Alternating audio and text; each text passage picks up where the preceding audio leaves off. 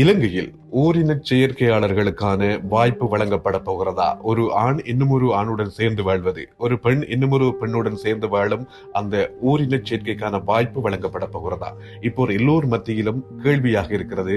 அதே நேரம் சில அமைப்புகளும் சில நிறுவனங்களும் இதற்கு அழுத்தம் பிரயோகித்து வருவதாகவும் குற்றம் சுமத்தப்படுகிறது. இந்த கருத்து தொடர்பில் கொழும்பு பேராயர் மெல்கம் ரஞ்சித் ஆண்டகி அவர்கள் தன்னுடைய கண்டனத்தை தெரிவித்திருக்கிறார்.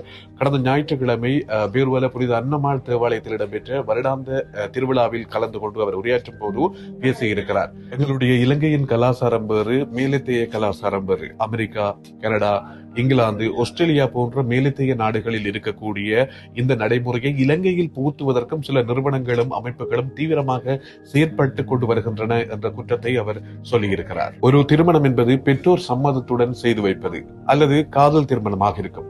இது வெறும் உணர்வுகளுக்கு மட்டுமே அடிமையாகி மேற்கொள்ளப்படுகின்ற நடைமுறை என்ற குற்றம் சுமத்தப்பட்டிருக்கிற இந்த வேளையில் இந்த வீடியோவை பார்த்துக் கொண்டிருக்கும் நீங்களும் இந்த ஓரின சேர்க்கையாளர்களுக்கான அனுமதியை இலங்கையில் வழங்குவது சரியா, அதனால் ஏற்பட போகின்ற விளைவுகள் என்ன என்பதையும் எங்களுடைய இந்த கமெண்ட் பகுதியில் கட்டாயமாக குறிப்பிடுங்கள்.